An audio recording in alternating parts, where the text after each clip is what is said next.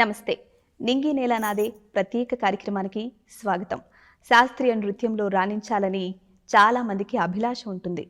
మంచిదే కానీ ఆ కళలో నైపుణ్యం సంపాదించడంతో పాటు సామాజిక అంశాలపై ప్రజలకు అవగాహన కల్పించేందుకు తీవ్రంగా కృషి చేశారు ఆమె. 5.5 దశాబ్దాల పాటు నృత్య సేవలో ధరిస్తూ దేశ విదేశాల్లో అద్భుత ప్రదర్శనలిస్తూ ప్రముఖులతో మన్ననలు సైతం అందుకున్నారు.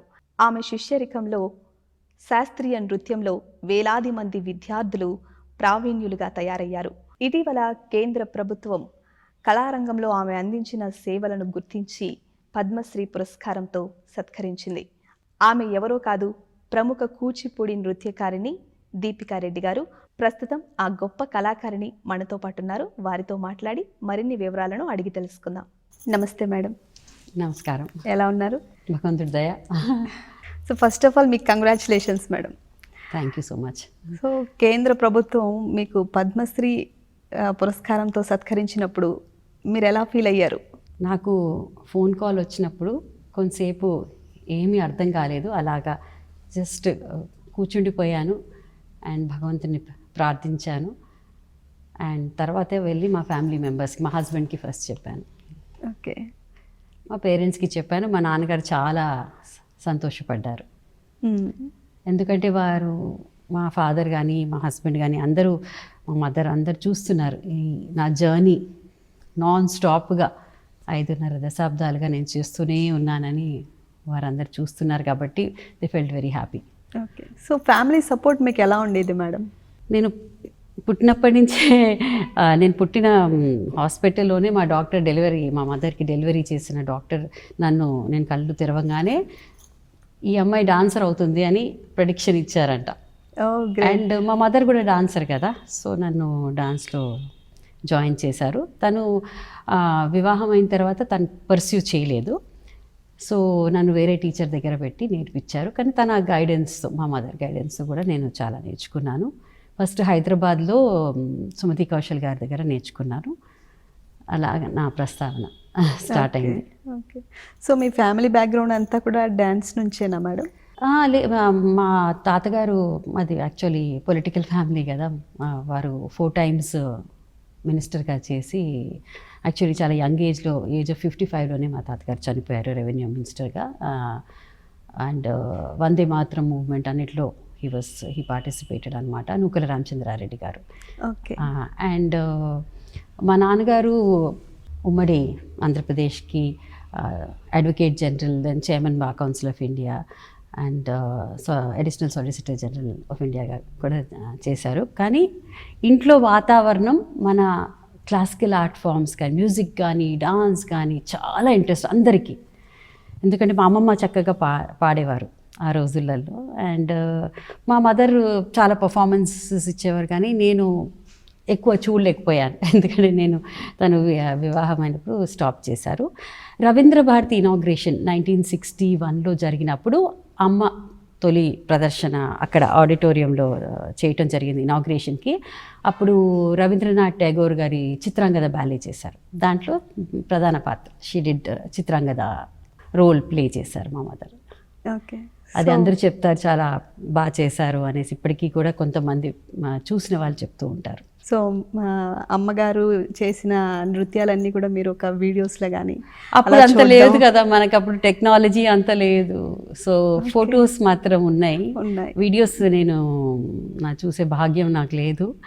అండ్ కానీ చెప్తూ ఉంటారు. అండ్ దెన్ ఎప్పుడైనా నాకు డౌట్ ఉంటే చూస్తుంటాను, ఏమైనా అడిగితే చెప్తారమ్మా అని. మీరెందుకు సామాజిక అంశాలపైన కూడా ప్రజలకు అవగాహన కల్పించాలని మీకు అలాంటి ఒక ఆలోచన ఎందుకు వచ్చింది మేడం? నాకు మిథలాజికల్ డాన్స్ డ్రామాస్ అంటే ప్రాణం, ప్రతి ఒక్కరికి ఇష్టం. అండ్ కూచిపూడియే డాన్స్ డ్రామా ట్రెడిషన్ నుంచి వచ్చింది కదా కవిత. అవన్నీ చేయటంలో ఒక ఆనందం. ఎస్పెషలీ నాకు శివసత్యం ఇలాంటి బ్యాలేస్ చేయటం, నేను అది కోరియోగ్రాఫ్ చేయటం. అండ్ నాకు దాక్షాయిని, పార్వతి ఆ రోల్స్ చేయటం ఇష్టం. అలాగే one of my favourite ballets is Rukmini Krishna also. దాంట్లో రుక్మిణి నేను చేయటం జరిగింది కోరియోగ్రఫీ. ఇలాంటివన్నీ ఒక ఎత్తు. అండ్ భామాకలాపం అవన్నీ అయితే ఇప్పుడు మేము చేసేటివే. అండ్ స్త్రీ పాత్రలు నేను చాలా చేస్తాను, ఇంక్లూడింగ్ కైకేయి, మండోదరి, ద్రౌపది, సావిత్రి ఇలాంటివన్నీ కూడా నేను చాలా చేస్తాను. అండ్ నాకు రుద్రమ అంటే కూడా చాలా ఇష్టం, ఎందుకంటే ఆ ఎనర్జీ చూపించవచ్చు. అండ్ ఆ స్వోర్డ్ ఫైటింగు అవన్నీ నాకు చాలా ఇంట్రెస్ట్. అవన్నీ ఒక ఎత్తు అయితే, మళ్ళీ సామాజిక అంశాలంటే కూడా నాకు చాలా ఇష్టం. ఎందుకంటే మనం కూచిపూడి ద్వారా ఒక చిన్న మెసేజ్ ఇవ్వాలి అని నాకు చాలా అనిపిస్తూ ఉంటుంది. అండ్ కంప్లీట్గా గ్రామర్ అంతా కూచిపూడి ఉంటుంది, కానీ సబ్జెక్ట్ అవి తీసుకుంటాను. లైక్ ఫర్ ఎగ్జాంపుల్ ప్రకృతి రక్షతి రక్షిత, protect nature for your protection అని నేను ఒక డాన్స్ డ్రామా చేయటం జరిగింది. అది చాలా పాపులర్ అయిపోయింది, అందరూ అడుగుతారనమాట అది చేయమని, ఎస్పెషలీ ఇంటర్నేషనల్ కాన్ఫరెన్సెస్ దానికి. అండ్ మన దగ్గర బయోడైవర్సిటీ అయినప్పుడు కూడా ప్రకృతి రక్షతి రక్షిత వాళ్ళు అది లోగో కింద వాడుకొని ఆ టైటిల్ కింద కూడా వాడుకోవటం జరిగింది. అలాగా సబ్జెక్ట్స్. అండ్ మన టూరిస్ట్ స్పాట్స్ ఉంటాయి కదా, మనకు టూరిస్ట్ వస్తారు, ఇంటర్నేషనల్ టూరిస్ట్, వాళ్ళు మన హిస్టరీ గురించి అన్నీ తెలుసుకోవాలి. అండ్ మన హిస్టారిక్ స్పాట్స్ మనకి ఎన్నో ఉన్నాయి, హైదరాబాద్లోనే ఉన్నాయి, దాన్ని ఈవెన్ తెలంగాణ మొత్తం అలాంటివి గురించి చేయటము, మన టెంపుల్స్ గురించి వాళ్ళకి చేయటం, మన వాగ్గేయకారులు, సో మెనీ థింగ్స్, ఆ సబ్జెక్ట్స్ అన్నీ చేస్తూ ఉంటాను. అండ్ అదే కాకుండా ఒక సొంత ఇల్లు ఉండటం ఎంత ఇంపార్టెంటో అది నేను చాలా హౌసింగ్ గురించి కూడా చేయటం జరిగింది. ఎందుకంటే మనం చూస్తూ ఉంటాము ఎప్పుడన్నా కొన్ని సందర్భాల్లో ఓన్ హౌస్ లేదా మనము రెంటెడ్గా ఉన్నప్పుడు ఏదైనా మన ఇంట్లో ఏదైనా బ్యాడ్ జరిగినప్పుడు, ఒక డెత్ లాంటిది, they don't allow the body also to come in to the house కదా. సో ఇట్లాంటప్పుడు చిన్న ఇల్లు ఉన్నా కూడా ఉండాలి అని, like like housing is important అన్నట్టుగా ఒక సందేశం గవర్నమెంట్ వాళ్ళు ఏదైనా చేసి అందరికీ చెయ్యాలి అని చాలా సంవత్సరాల క్రితం కూడా నేను చేయటం జరిగింది. కోవిడ్ పాండమిక్ అప్పుడు నేను చేసిన వీడియో చాలా వైరల్ అయిపోయింది. అండ్ చాలా న్యూస్ ఛానల్స్ అది ఒక ఫిల్లర్ కింద వాడటం జరిగింది. నేను ఇలాగే అప్పుడు ఏముంది, లాక్డౌన్, ఇంట్లోనే కూర్చొని ఉంటాము, ఏమీ భయము, ఏం జరుగుతుందో అసలు ఏం తెలియదు కదా మనకు. అటువంటప్పుడు TV was the best thing for everyone, and that's only channel to know everything కదా. సో నేను అలాగే చూస్తున్నప్పుడు ఒక దగ్గర నేను ఒక TV news channel they were showing landlords ఏమో మన డాక్టర్సు, నర్సెసు, శానిటేషన్ వర్కర్సు వాళ్ళందరూ సామాన్లు ఎత్తి బయటపడేస్తున్నారు. ఎందుకంటే అమ్మో వాళ్ళంతా ఇంటికి వస్తే మనకు వస్తుందని భయానికి అలా చేయటం జరిగింది. అప్పుడు నాకు అనిపించింది, వాళ్ళ లైఫ్ మన కోసం రిస్క్ చేస్తున్నారు కదా, మన డాక్టర్స్ కానీ, నర్సెస్ కానీ, శానిటేషన్స్ కానీ, స్టాఫ్ కానీ, అందరూ ప్రతి ఒక్కరు. మనం ఇలా చేయటం కరెక్ట్ కాదు కదా అని ఆ రోజు నేను చాలా ఎందుకో ఫీల్ అయ్యి ఆలోచించి, మా అమ్మాయి శ్లోకారెడ్డి, తను కూడా డాన్సర్, తనతో నేను చెప్పాను ఇలా చేస్తే మనం ఏదైనా చేద్దాము అనేసి. సో దెన్ మా మ్యూజిక్ డైరెక్టర్ డిఎస్వి శాస్త్రి గారు అని ఉన్నారు, వారికి ఫోన్ చేసి ఇలా చేద్దామండి అని చెప్పాను. అప్పుడు ఇంటి నుంచి వారు మ్యూజిక్ పంపించటము, అండ్ నేను ఇక్కడే మా ఇంట్లోనే రికార్డ్ చేశాను. ఎందుకంటే మనం బయటికి వెళ్ళలేము, లాక్డౌన్లో ఎక్కడికి వెళ్ళలేము. అండ్ ఎలాగా వాళ్ళని రెస్పెక్ట్ చేయాలి, ఎందుకు చేయాలి, వాళ్ళు ఇంత చేస్తున్నారు మన కోసం అని నేను చేయటం జరిగింది. అండ్ అప్పుడు మన కూచిపూడి డాన్స్ ద్వారానే మనం ఎలాగ సోషల్ డిస్టెన్సింగ్స్ చేయాలి, ఎలాగ మనం చేతులు లైక్ కడుక్కోవాలి, మాస్క్ వేసుకోవాలి, అవి అన్నీ కూడా డాన్స్ ద్వారా చూపించిన తర్వాత వాళ్ళందరూ మనకి ఎంత చేస్తున్నారు, వాళ్ళని మనం రెస్పెక్ట్ చేయాలి అని చేయటం జరిగింది. అలాంటి ఏదన్నా సబ్జెక్ట్ నాకు ఇష్టం, ఒక ఛాలెంజ్ లాగా తీసుకొని చేస్తూ ఉంటాను. సామాజిక సబ్జెక్ట్స్ చాలా సోషల్ రెస్పాన్సిబిలిటీ చాలా ఎక్కువ ఉండాలి. ఎందుకంటే పీస్ గురించి కూడా నేను చాలా చేస్తాను. ఎందుకంటే ఎస్పెషలీ ఇంటర్నేషనల్గా వెళ్ళినప్పుడు కొన్ని ప్లేసెస్, ఇప్పుడు నేను శ్రీలంక వెళ్ళాను, అక్కడ శ్రీలంకన్ పార్లమెంట్లో కూడా డాన్స్ చేయటం జరిగింది, అండ్ లెక్చర్ డెమాన్స్ట్రేషన్స్ ప్రోగ్రామ్స్ కూడా చేయటం జరిగింది.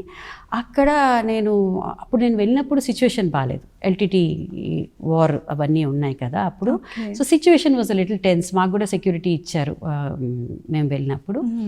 సో నేను మంచిగా ఆ అంశాలు చేసినప్పుడు ఒక పర్సన్ సడన్గా ఇలాగ లేసిక్ల దగ్గరికి నడవటం వస్తుంటే అమ్మ బాబోయ్ ఏమన్నా మన మీద ఏమైనా వేస్తారా ఎందుకంటే mental situation was like that, ఆ భయం అనమాట. బట్ ఆ పర్సన్ వచ్చి కాలు మొక్కి హీ సెడ్, మా ఫ్యామిలీ మొత్తం ఈ వార్లో చనిపోయారు, కానీ ఈరోజు మీ ప్రదర్శన చూస్తే నాకు మనశ్శాంతి వచ్చింది అని ఒకలాంటి వారి ఫీలింగ్స్ చెప్పడం జరిగింది, యంగ్ పర్సన్ అనమాట. సో అప్పుడు మనకు అనిపించింది మన డాన్స్లో ఇంత ఉందా, మన ఇండియన్ క్లాసికల్ డాన్స్ ద్వారా మనం ఇన్ని చేయొచ్చు అన్న ఫీలింగ్. జపాన్కి వెళ్ళినప్పుడు కూడా నేను లైక్ హిరోషిమా స్టేట్లో ప్రోగ్రామ్ చేయటం జరిగింది. అప్పుడు ఆ వరల్డ్ వార్ని గుర్తు చేసుకొని అలాగా ఆ పీస్ ఉంటే ఎంత బాగుంటుంది అని అలాంటి అంశాలు కూడా చేయటం జరిగింది. ఓకే మ్యామ్, మీరు అంటే కూచిపూడి నేర్చుకోవాలని మీకు కూడా ఇంట్రెస్ట్ ఉండిందా, లేకపోతే అమ్మకి ఆల్రెడీ క్లాసికల్ డ్యాన్స్ వచ్చు, సో ఫ్యామిలీ కొంచెం క్లాసికల్ బ్యాక్గ్రౌండ్ ఉంది, సో వాళ్ళ ఫోర్స్తో మీరు ఇందులోకి వచ్చి తర్వాత ఇంట్రెస్ట్ వచ్చిందా మీకు? చిన్నతనంలో ఏం తెలుసు, ఏమీ తెలీదు. ఆ చిన్నదాన్ని అప్పుడు అమ్మ డాన్స్ క్లాస్లో చేర్చారనమాట. కానీ నాకు జాయిన్ చేసిన రోజు నుంచి కూడా నాకు ఎందుకు అదొక ఇంట్రెస్ట్. ఇంట్లో కూడా ఎప్పుడూ అద్దం ముందు కూర్చొని ఏదో ఎక్స్ప్రెషన్స్ చేయటం అలాంటివి చేస్తూ ఉంటాను. సో అప్పటి నుంచి అండ్ నాకు ఎప్పుడు అది ఒక ఫోర్స్ లాగా అనిపించలేదు. నాకు ఎంత ఇష్టం ఏదన్నా బంక్ చేస్తా కానీ డాన్స్ క్లాస్ బంక్ చేయను. అది చాలా చిన్నప్పటి నుంచి అది చాలా ఇష్టం. చాలా మంది ఇప్పుడు నా దగ్గర ఉన్న స్టూడెంట్స్ కూడా ఏదైనా బర్త్డే పార్టీ ఉందో ఎక్కడికో వెళ్ళాలో ఆ class ma'am we have to go somewhere, మేము రాము అని చెప్తారు. అలాగా నేను డుమ్మా కొట్టేదానే కాదు, కొంచెం సేపు అన్నా క్లాస్కి వెళ్ళాలి, నేర్చుకోవాలి. అమ్మో ఆ రోజు వెళ్ళకపోతే ఏమైనా మిస్ అయిపోతాను అన్న ఫీలింగ్తో చాలా ఇంట్రెస్ట్గా నేను ఇప్పుడు నేర్చుకున్నాను. అండ్ వాతావరణం కూడా ఇంట్లో అలాంటిదే, ఎందుకంటే మా నాన్న మా బ్రదర్కి మృదంగం నేర్పించారనమాట. ఓకే. సో అట్లాంటి వాతావరణం. అండ్ నేను చిన్నప్పుడు భరతనాట్యం కూచిపూడి రెండు నేర్చుకున్నాను. అండ్ కానీ కూచిపూడి అంటే ఆ ఫాస్ట్ టెంపో, ఆ స్టోరీ టెల్లింగ్ అవన్నీ నాకు ఇంట్రెస్ట్ కలిగి నేను ఓన్లీ కూచిపూడి చేయటం మొదలుపెట్టాను. నా అరంగేట్రం 1976లో రవీంద్ర భారతిలో అయింది. సో పేరెంట్స్ నుంచి కంప్లీట్ సపోర్ట్ ఉండేది మీకైతే? పేరెంట్స్, గ్రాండ్ పేరెంట్స్ చాలా సపోర్ట్ చేశారు. అంటే ఎవరు కూడా ఆల్రెడీ మన క్లాసికల్ బ్యాక్గ్రౌండే కదా, నువ్వు వేరే ఫీల్డ్ ఏదైనా చూస్ చేసుకోమని అంటే వాళ్ళు ఎవరు నేను ఒక ప్రొఫెషనల్ డాన్సర్ అవుతానని ఎవరు ఊహించలేదు. చిన్నతనంలో ఏముంది చేస్తుందిలే అన్నట్టు ఉండేది. మీకు చాలా ఇంట్రెస్ట్ అని దే యూస్ టు ఎంకరేజ్. నా అరంగేట్రం అప్పుడు చాలామంది గెస్ట్స్ వచ్చారు, chief minister and Akkineni Nageswara Rao గారు, ఇలాంటి వాళ్ళు కూడా వచ్చారు. ఆ రోజు నాగేశ్వరరావు గారు సభాముఖంగా అన్నారు, ఈ అమ్మాయి ఐస్ చాలా బాగా వాడుకుంటుంది అభినయంలో అని చెప్పడం జరిగింది. And she will be the torch bearer of the art form some day అని నేను ఐ ఫీల్ అని వారు చెప్పడం జరిగింది. ఆశీస్సులు పెద్దవాళ్ళు ఉన్నాయి. అలాగా నా ప్రస్తావన మొదలైంది. అండ్ ఎన్నో లైక్ ప్రోగ్రామ్స్ చేస్తూ బట్ టర్న్ అరౌండ్ ఎప్పుడు వచ్చిందంటే నా వివాహం తర్వాత.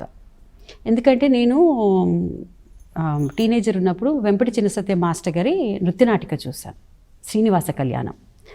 ఇక్కడ రవీంద్ర భారతిలో వేశారు 2 షోస్ని. మా ఫాదర్ టికెట్స్ కొని మరి మేము వెళ్ళి చూసాం ఆ ప్రోగ్రామ్. చూసిన తర్వాత నాకు వారి కొరియోగ్రఫీ చూసి అబ్బా ఇంత బాగుంటుందా, ఒక డ్రీమ్ అనమాట, వారి దగ్గర వెళ్ళి నేను నేర్చుకోవాలి అని.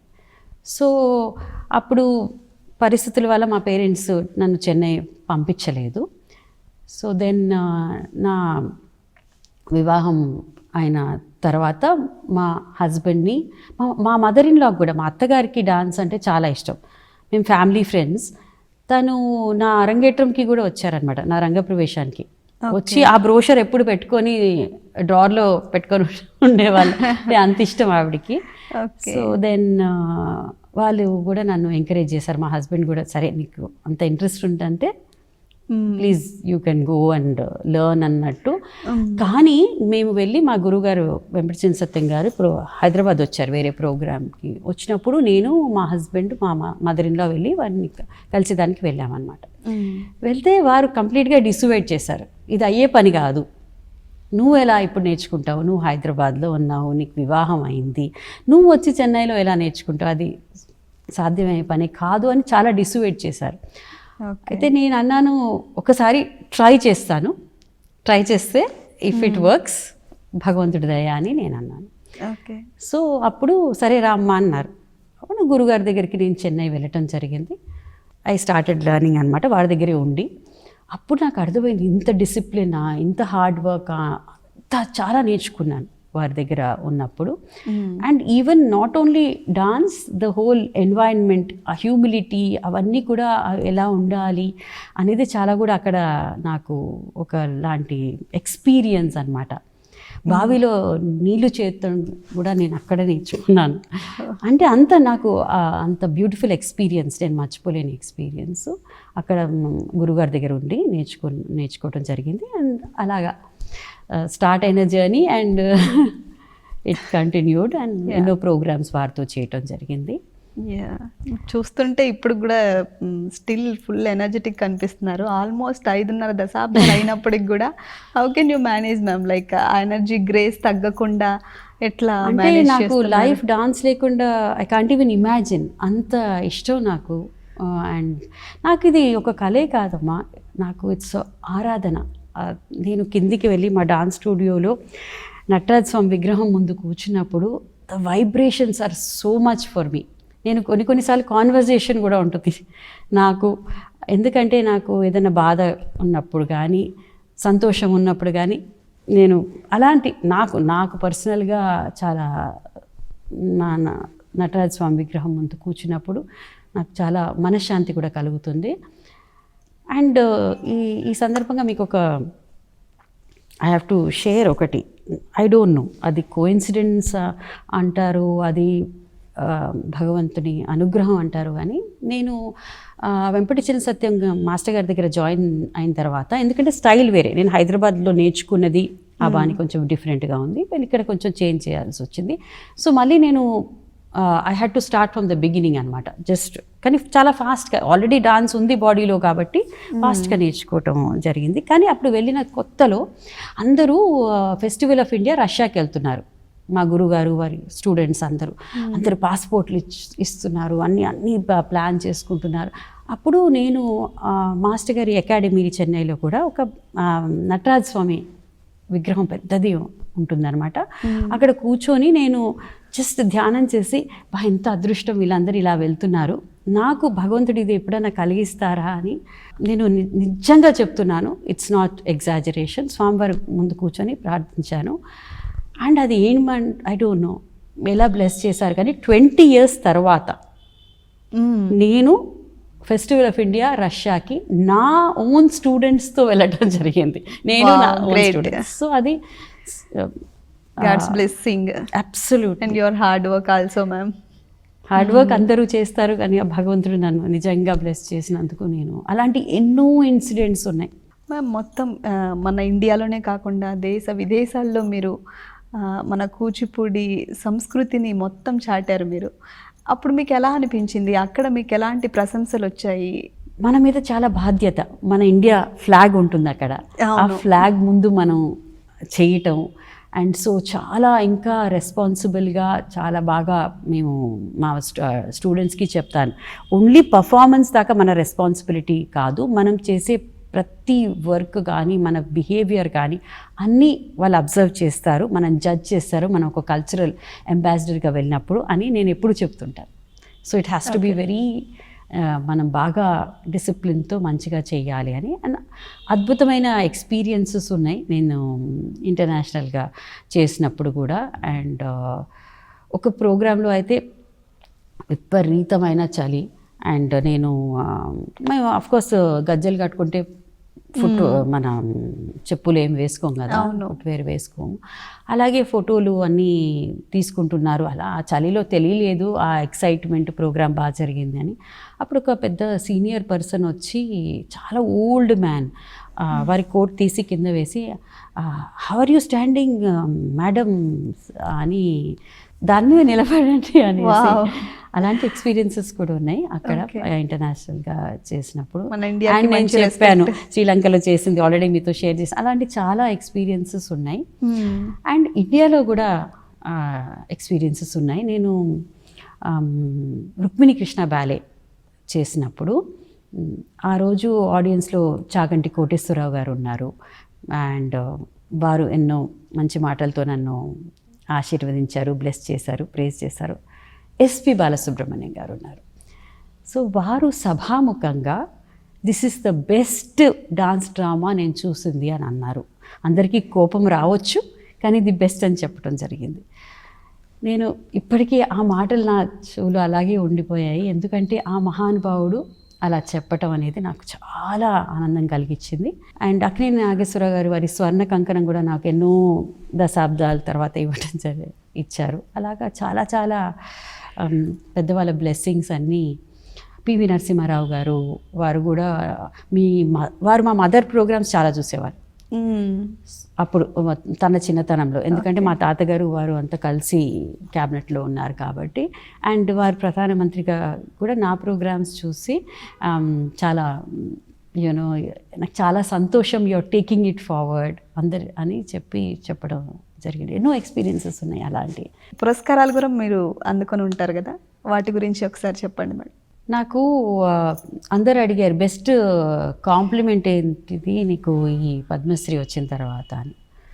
ప్రతి ఒక్కరు, ఫర్ ఎగ్జాంపుల్ సీనియర్ పద్మవిభూషణ్ అందుకున్న నాట్య గురువులు కానివ్వండి, గవర్నర్లు, సో మెనీ మినిస్టర్స్, విఐపీస్ అని అందరూ, ఎవ్రీబడి, అందరు చెప్పిన మాట ఒకటే, మీకు ఎప్పుడో రావాల్సిందే అని అన్నారు. అది నాకు బెస్ట్ కాంప్లిమెంట్గా అనిపిస్తుంది.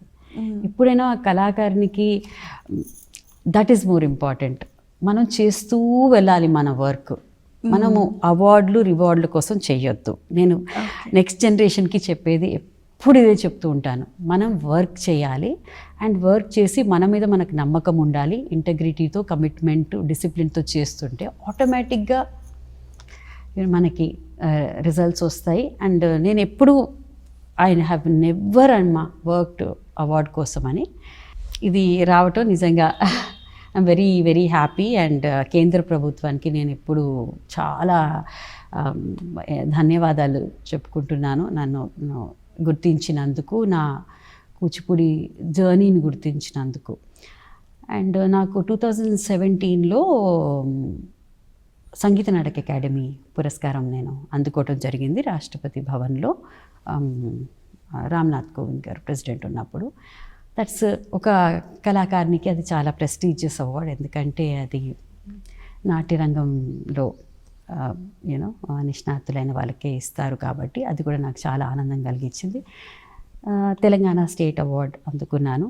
కళారత్న ఆంధ్రప్రదేశ్, కాంపోజిట్ ఆంధ్రప్రదేశ్ ఉన్నప్పుడు, ఉమ్మడి ఆంధ్రప్రదేశ్ ఉన్నప్పుడు అక్కడ కూడా ఆ అవార్డు కూడా అందుకున్నాను. అండ్ చెన్నై సభాల అవార్డ్స్ లైక్ నృత్య చూడమని అట్లాంటివి చాలా అందుకోవటం జరిగింది. సో డిఫరెంట్ ప్లేసెస్, ఒరిస్సా వాళ్ళు చాలా ఇంపార్టెంట్ అవార్డ్స్ ఇవ్వటం జరిగింది. సో ఎన్నో ఉన్నాయి నా లైఫ్లో. Good ma'am. సో మ్యామ్, మీరు మీ ఇన్స్టిట్యూట్లో వేలాది మంది విద్యార్థులని ప్రావీణ్యులుగా తీర్చిదిద్దారు. సో అది ఎలా మీరు ప్రౌడ్గా ఫీల్ అవుతారు? అండ్ ఆ విద్యార్థులు ఎక్కడెక్కడ సెటిల్ అయ్యి వాళ్ళు ఇంకా మంచి పొజిషన్లో ఉండే వాళ్ళు ఎవరినైనా ఉంటే చెప్పండి మేడం. ఇప్పుడు మీతో ఒక డాన్సర్గా, ఒక కొరియోగ్రఫర్గా, ఒక కల్చరల్ అంబాసిడర్గా మాట్లాడాను. కానీ అన్నిటికంటే ఆనందం ఇచ్చేది ఒక గురువుగా, మనము స్టూడెంట్స్కి నేర్పినప్పుడు ఆ శిష్యులు ఎంత కష్టపడి చేస్తున్నారు. అండ్ వారు so many of them programmes ఇంటర్నేషనల్గా కూడా ఇవ్వటం జరిగింది. కొంతమంది స్కూల్స్ పెట్టుకొని వాళ్ళు నేర్పిస్తున్నారు. So I feel very very happy. ఎందుకంటే ఈ పాశ్చాత్య హోరులో ఈ చిన్నారులందరూ ఇంత సీరియస్గా మన క్లాసికల్ డాన్స్ని నేర్చుకొని ఇంకా ముందుకు తీసుకెళ్తున్నారు అని నేను చాలా ఆనందిస్తాను. అండ్ ఒకటి, అందరూ ప్రొఫెషనల్ డాన్సర్స్ కాలేరు, కానీ ఒక కళ నేర్చుకుంటే, ఒక డాన్స్ కానీ ఒక సంగీతం కానీ ఏదైనా నేర్చుకుంటే దానివల్ల చాలా బెనిఫిట్స్, ఉపయోగాలు ఉంటాయని నేను ఎప్పుడు చెప్తుంటాను పేరెంట్స్కి. చదువు ఇస్ వెరీ ఇంపార్టెంట్, నేను ఎప్పుడు అంటాను. చదువుతో పాటు ఇవన్నీ నేర్చుకుంటే all round development of the child ఉంటుంది. ఒకలాంటి సెల్ఫ్ కాన్ఫిడెన్స్ ఉంటుంది, అండ్ డిసిప్లిన్, కమిట్మెంట్ అన్నీ వస్తాయి. అండ్ అదే కాకుండా ఇప్పుడు మా పిల్లలు మల్టీ టాస్క్ చేస్తున్నారు. అన్ని మార్కులు కూడా బాగా తెచ్చుకుంటారు అండ్ బాగా ప్రోగ్రామ్స్ కూడా చేస్తారు. అన్నీ ఎలా బ్యాలెన్స్ చేయటం అనేది కూడా చాలా బాగా వస్తుంది. అండ్ ఒక టీమ్ వర్క్ కూడా బాగా నేర్చుకోవచ్చమ్మా. ఎందుకంటే నేను ఎస్పెషలీ డాన్స్ డ్రామాస్ చాలా చేస్తుంటాను, గ్రూప్ ప్రజెంటేషన్స్ చేస్తుంటాను. అటువంటప్పుడు మా శిష్య బృందంతో నేను వర్క్ చేసేటప్పుడు నేను చెప్తాను, ఇప్పుడు మీనింగ్ అంతా వాళ్ళకి ఎక్స్ప్లెయిన్ చేసి, నాది ఈ ఆలోచన ఇలా చేస్తాను అనుకుంటున్నాను, కానీ మీరు కూడా థింక్ చేయండి, మీరు చెప్పింది నేను చెప్పిన దానికంటే బెటర్గా ఉంటే అదే తీసుకుంటాను. సో వాళ్ళకు కూడా ఒక ఉత్సాహం, మేము కూడా ఒక సజెషన్ చేస్తే మేడం తీసుకుంటారు దాన్ని కూడా. సో వాళ్ళకు కూడా వాళ్ళ బ్రెయిన్ని, దేర్ థింకింగ్ ప్రాసెస్ని ఇంప్రూవ్ చేసుకొని నాకు చాలా సజెషన్స్ ఇస్తారు. అండ్ నేను ఎప్పుడు చెప్తాను, ఐఎమ్ స్టిల్ అ లర్నర్. చాలా ఉన్నాయి, యంగ్ జనరేషన్ నుంచి కూడా నేను చాలా నేర్చుకుంటాను. కొన్ని ప్రశ్నలు అడుగుతారు వాళ్ళు, సో అప్పుడు అని నేను ఆలోచించడం జరుగుతుంది. ఎందుకంటే నాకు అప్పుడు ధైర్యం లేదు మా గురువుల దగ్గర అడిగేదానికి. కానీ ఈ జనరేషన్ వాళ్ళు ఫ్రీగా అడిగేస్తారు, ఎందుకంటే మనం వాళ్ళకి ఆ చనువు ఇస్తున్నాం. అఫ్కోర్స్ క్లాస్లో చాలా స్ట్రిక్ట్గా ఉంటాను, కానీ క్లాస్ అయిపోయిన తర్వాత వాళ్ళకి ఏ డౌట్స్ ఉన్నా వాళ్ళు అడగగలుగుతారు, వాళ్ళ ఫీలింగ్స్ నాకు చెప్పగలుగుతారు. ఓకే మ్యామ్, స్టిల్ మీరు ఇంకా నేర్పిస్తున్నారా మేడం? నేను నేర్పిస్తున్నాను అండ్ పర్ఫార్మెన్సెస్ కూడా ఇస్తున్నాను. I'm still performing even now. And ప్రతిరోజు నేను 1 hour I do a lot of injury prevention exercises, because అది చాలా ఇంపార్టెంట్. లాట్ ఆఫ్ స్ట్రెచ్చింగ్ అవన్నీ కూడా చేస్తాను ప్రతిరోజు. అండ్ అఫ్కోర్స్ నేర్పించేటప్పుడు నేను మోస్ట్లీ నిలబడి నేర్పిస్తాను. మొత్తం 3 తరాలు కలిసి ఒకే స్టేజ్ పైన పర్ఫార్మెన్స్ ఇచ్చిన దాఖలాలు, అలాంటి సందర్భాలు ఏమైనా ఉన్నాయా? మా ఇంట్లో వాతావరణం కూడా నేను చెప్పాలి. నాకు 2 కమల పిల్లలు, అభినవ్, శ్లోక. అండ్ ఇద్దరికి సంగీతం నేర్పించాం. ఓకే, కర్ణాటక సంగీతం 2 నేర్చుకున్నారు, పాప బాబు.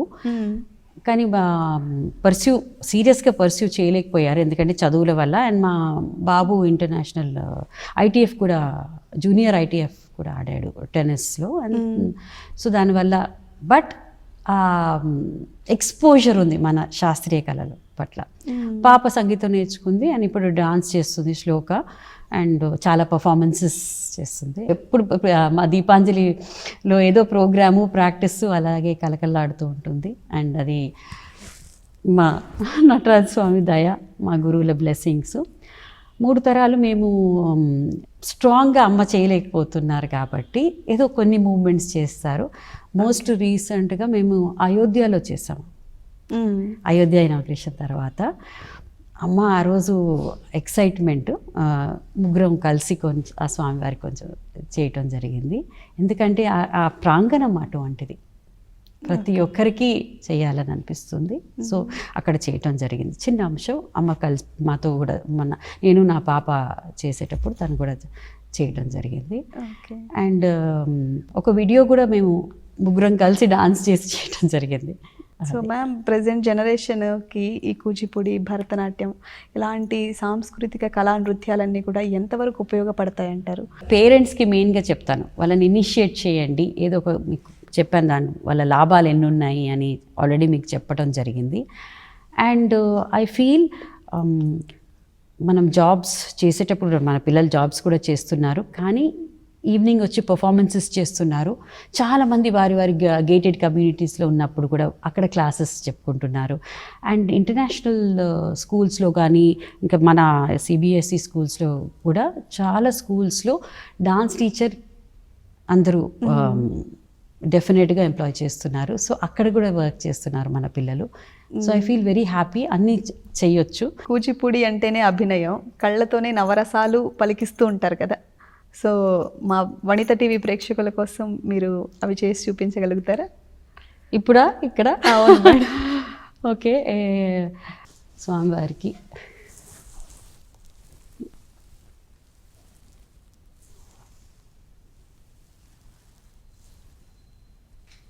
ఎందుకంటే ఇది నేను మా నటరాజ స్వామికి నా మనస్ఫూర్తిగా అర్పించే నమస్కారాలు.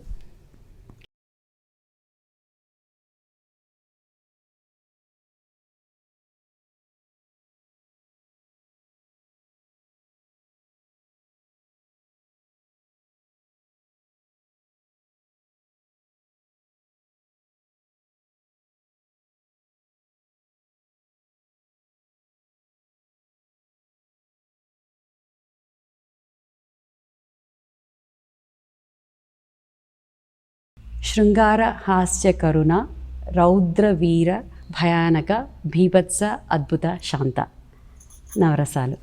అద్భుతంగా చేశారు మేడం.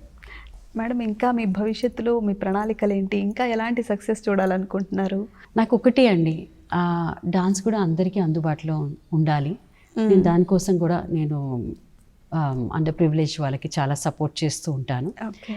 అండ్ ఐ ఫీల్ మన ప్రభుత్వం కూడా ఇక్కడ కానీ ఢిల్లీ కానీ ఇక్కడ కూడా కొంచెం గవర్నమెంట్ స్కూల్స్ పిల్లలకి కొంచెం లాజిస్టిక్స్ మా దగ్గర వచ్చేదానికి వాళ్ళు కూడా ప్రొవైడ్ చేస్తే ఇంకా ఎంతోమందికి అది మన శాస్త్రీయ కళలు ఈజీగా అందుబాటులో ఉంటాయని నేను అనుకుంటాను. నేను నా శాయశక్తులా ప్రయత్నిస్తున్నాను ఈ చేయటంలో. అది ఇంకా చేసేదానికి ఈ పురస్కారం నాకు ఒక బాధ్యత కూడా ఇచ్చిందని నేను అనుకుంటున్నాను. Thank you so much madam. మీలాంటి ఒక గొప్ప వ్యక్తిని కలవడం అండ్ ప్రజెంట్ జనరేషన్కి కూడా మీరు ఒక మంచి ఇన్స్పిరేషన్. కూచిపూడి గురించి అండ్ సామాజిక విషయాల గురించి కూడా చాలా గొప్పగా వివరించినందుకు మళ్ళీ మళ్ళీ మీకు ధన్యవాదాలు మేడం. మేము రోజు డాన్స్ క్లాస్లో ఆ శివుని ఆరాధించి చేస్తూ ఉంటాము. ఆంగికం భువనం యస్య వాచికం సర్వవాంగ్మయం ఆహార్యం చంద్రతారాది తం వందే సాత్వికం శివం. ఇది ఇవాల్టి నింగి నేల నాదే ప్రత్యేక కార్యక్రమం. మరో ఎపిసోడ్లో మళ్ళీ కలుద్దాం. అప్పటి వరకు సెలవు.